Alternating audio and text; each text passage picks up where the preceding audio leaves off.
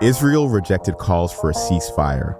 The Diamondbacks are headed to the World Series, and House Republicans have yet another nominee for Speaker, Louisiana Representative Mike Johnson. Those are some of the stories that we have lined up for you today on The 7 from The Washington Post. I'm Jeff Pierre. It's Wednesday, October 25th. Let's get you caught up with today's 7 stories.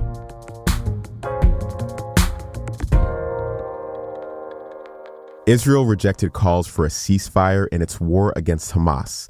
That is our first story.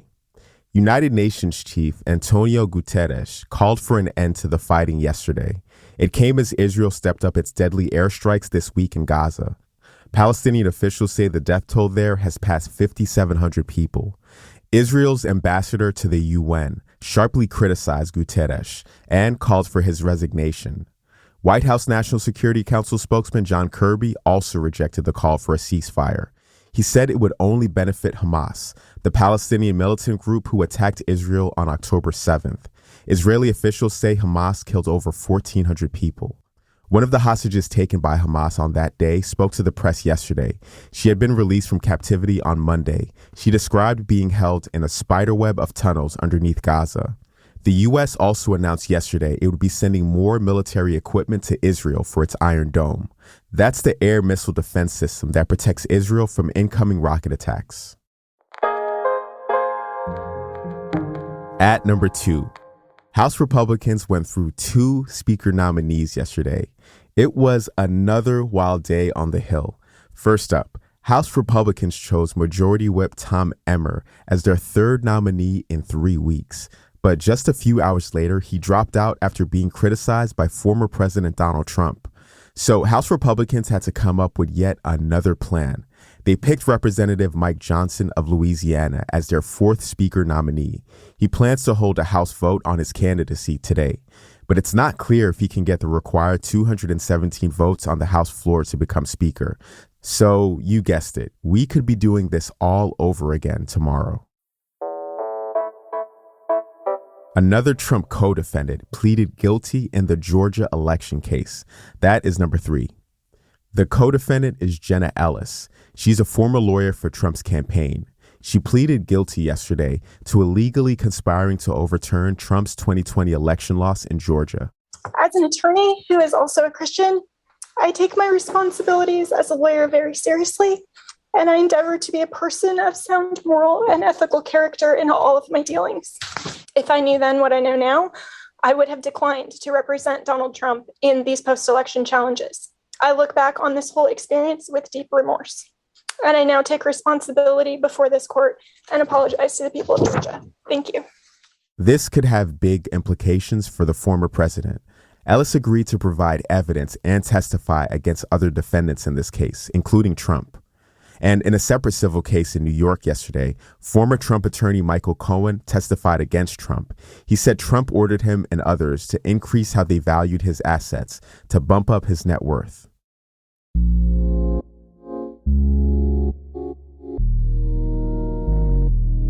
Number 4, a potentially disastrous hurricane has hit Mexico's west coast. Hurricane Otis strengthened at a frightening pace. It grew from a tropical storm yesterday morning to a Category 5 hurricane by evening. It's the fastest strengthening storm on record in the region. It made landfall near Acapulco this morning. That's a city of about 1 million people. The hurricane is expected to cause catastrophic damage. You can track its path on our homepage.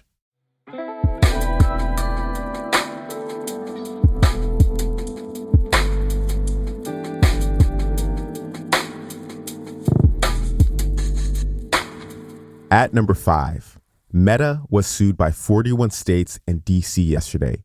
The lawsuits allege that the owner of Facebook and Instagram harms children's mental health.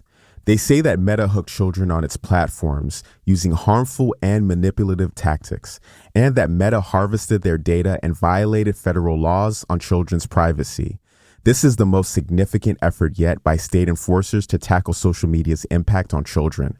It could eventually force the company to change its business practices around kids. Number 6, actor Richard Roundtree has died. Who is the man his neck for his brother, man. Can you dig it? We'll remember him as the title character in the Shaft action movies from the 1970s. Shaft was Roundtree's first film. He had been working as a model, stage actor, and cab driver when he won the role that launched him into stardom. He went on to appear in more than 100 films and TV shows. In a tribute, Samuel L. Jackson called him the best to ever do it. Roundtree's manager said he died yesterday after a brief battle with pancreatic cancer, surrounded by family. He was 81.